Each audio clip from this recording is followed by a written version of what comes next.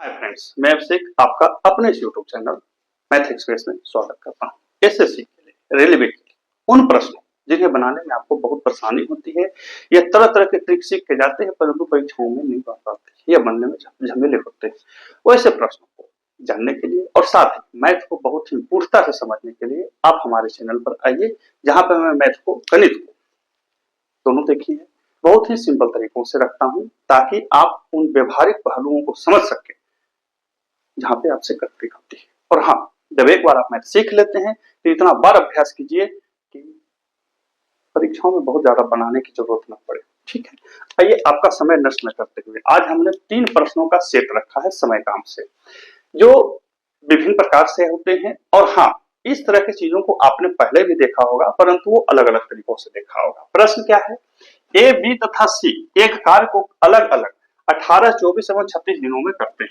ध्यान रखिए, ए, बी, सी है जो कार्य को अलग अलग कर रहे हैं। अलग अलग मतलब वो अलग अलग तरीकों से काम को कर रहे हैं और इन्हें कोई इससे मतलब नहीं है कि कौन क्या कर रहा है। 18, 24, 36 दिन में कर रहा है। प्रथम दिन सी, अगले दिन बी एवं उसके अगले दिन ए करता है। अगले दिन ए करता है, यानी कि काम प्रारंभ सी कर रहा है और इस सीक्वेंस में तब तक करते हैं जब तक कि काम समाप्त नहीं हो जाता है। बताओ कार्य कितने दिन में समाप्त होता है। याद रखिए, यहाँ पे काम करने का जो क्रम है सी प्लस बी प्लस ए है और एक कंटिन्यू है। कब तक? जब तक समाप्त नहीं हो जाता। बहुत बार रहता है ए से, बहुत बार रहता है बी से, बहुत बार रहता है सी से। हम इसको कैसे बनाएंगे? देखिए, हम इसको सीधा कर देते हैं एक दिन का काम। 1/18 प्लस 1/24 प्लस 1/36। मेरी समझ से इसका एलसीएम होगा 72। 18 चौके 24 तिहाई 36 दूनी 4 3 7 2 9/72, यानी कि 1/8। अच्छा, लेकिन ध्यान से देखिए कि प्रथम दिन ए किया, दूसरा दिन ए किया, तीसरा दिन ए किया, यानी कि हमने 3 दिन का काम निकाला। 3 दिन का कार्य बराबर 1/8। 3 दिन का कार्य बराबर 1/8, इसलिए पूरा कार्य बराबर गुना कर दीजिए 8 तिहाई 24। जहां पे 24 है हमने उसको आंसर लगा दिया। कोई दिक्कत हुआ नहीं, ये 3 दिन का काम था तो गुना कर दिए।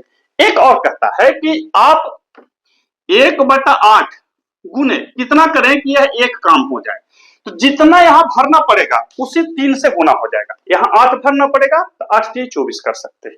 कभी कभी ये जो काम आएगा वो 4/5 आएगा, तो हम इसको एक करने के लिए कितना से गुना करना होगा? स्पष्ट सी बात है 5 से।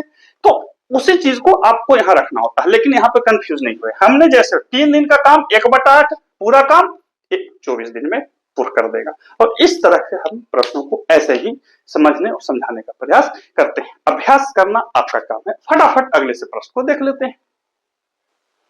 अब इस प्रश्न को देखिए, ये भी उसी तरह का है लेकिन थोड़ा सा। अब इस तरह के प्रश्न को भी देखिए कि इसमें क्या कहता है। 25 पॉइंट है जी, इसको लिख देता हूं 25 पूर्णांक 1/2, ज्यादा साफ लिखेगा आपको। प्रश्न कहता है कि ए बी सी किसी कार्य को अलग अलग 40, 50 एवं 60 दिनों में करते हैं। वह एक साथ कार्य प्रारंभ करते हैं और कार्य प्रारंभ होने से 5 दिन बाद ए एवं कार्य समाप्त होने से 3 दिन पहले बी कार्य करना छोड़ देता है। बताओ कार्य कितने दिन में समाप्त हुआ। देखिए, इस तरह के प्रश्न को कैसे बनाएंगे। देखिए, इसमें क्या है, ए जो करता है वो 5 दिन करता है, बी जो करता है, माना हम लिख देते हैं, माना x दिन कार्य हुआ, x दिन में समाप्त हुआ। ये कंसेप्ट के लिए हम बता रहे हैं, समझने के लिए। परीक्षाओं में जाएंगे तो सब लिखने की जरूरत नहीं है। बी कितना दिन में करेगा, तो देखिए बी जो था वो कार्य समाप्त होने से 3 दिन पहले किया, यानी कि टोटल कार्य में से वो 3 दिन कम करेगा। सी टोटल करेगा, हालांकि लिखा हुआ नहीं है, लेकिन जब नहीं लिखा हुआ तो आपको मानना है कि सी टोटल दिन काम किया। अब इस सबका काम उसको दे दीजिए। ये 5 दिन किया था, तो चूंकि ये 40 दिन में पूरा काम करता है ए, तो 5 दिन में कितना करेगा 5/40 प्लस सी 50 दिन में उस काम को करता है, x घटाओ 3/50 प्लस सी x दिन करता है तो x/60। अब इसको आप हल कर लीजिए 600, तो कितना होगा, इसका एलसीएम 600 हुआ, तो 15×5 = 75 प्लस 5 से 12 बार में तो 12x घटाओ 36 प्लस कितना 10x = 1। एक कहां से, जब भी इस तरह के प्रश्न को बनाए तो जो जितना दिन काम किया उसको जोड़ के एक कर दें। क्यों? क्योंकि काम हमेशा एक होता है। काम हमेशा क्या होता है? एक होता है। अब आप इसको हल कर लीजिए। तो 75 में से 36 गया तो 39 प्लस 12 10 22 x इजकल टू 600, तो 22 x equal to 561, x equal to 561 अब बटा कितना 22 61 लिखना है। ठीक है, ये कट जाएगा, ये 51 बार में और ये 2 बार में, यानी कि 51 बटा 2 यानी कि 25.1 बटा 2 यानी कि 25.5। यही आपका आंसर आ गया। क्या हमने कोई स्पेशल ट्रिक लगाया? कुछ। यदि परीक्षाओं में जब हम बैठेंगे हम डायरेक्ट यहीं से निकाल लेंगे, और ये मेन बेसिस है, ये मेन आधार है, और इसी पर जो हिसाब बनेगा कभी भी आपका आंसर गलती नहीं होगा, कैलकुलेशन सही है। चलिए आगे के एक हिसाब को देखते हैं। अब एसएससी में पूछा गया एक बेहतरीन प्रश्न, इसको भी देखिए, बहुत सुंदर प्रश्न है, एकदम इतना सिंपल है परंतु आपको दिग्भ्रमित कैसे करेगा। राजा एक निश्चित समय में उतना ही काम कर सकता है जितना काम उसके 2 पुत्र मिलकर करते हैं।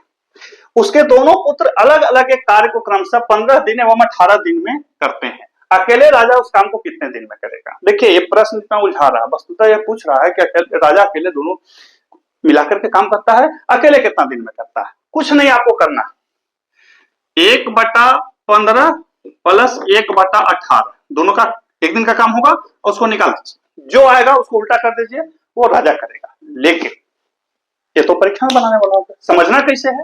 तो देखिए हम लिखेंगे, माना राजा एक दिन में करता है, कंसेप्ट यही है। तो एक दिन का काम, एक दिन का कार्य बराबर 1/x होगा या नहीं होगा? 1/x होगा। अब 1/15 मतलब दोनों बेटा का एक एक दिन का काम बराबर 1/x। अब यहां से आप x का वैल्यू निकाल के हमको कमेंट करके बताइए कि इसका आंसर कितना होगा। क्योंकि ये प्रश्न बिल्कुल आसान है, इसको बताने का कोई वैसा तो हमें नहीं लगता है कि जरूरत है। एक कंसेप्ट था, ऐसे चीज सीजन में पूछा हुआ था तो हमने इसको ले आया। आशा है कि एक प्रश्न आप सहयोग करेंगे आपको अपनी समझ विकसित करने में। और हाँ, फिर से मिलते हैं अगले वीडियो में, तब तक के लिए गुड बाय। परंतु उससे पहले हमारे व्हाट्सएप पर आइए, जहां पे आप जीएस मैथ एक्सप्रेस करके ही हैं, आप उसको सर्च करेंगे मिल जाएगी। वहां पे आपको जीएस, लेख और मैथ में तीनों चीज उस पर डालते रहता हूँ, परीक्षा उपयोगी दृष्टिकोण से। मैं कोई विशेषज्ञ नहीं हूँ, बस परीक्षा उपयोगी दृष्टिकोण से चीजों को डालते रहता हूँ, जो सारी चीजें फ्री है। Good bye.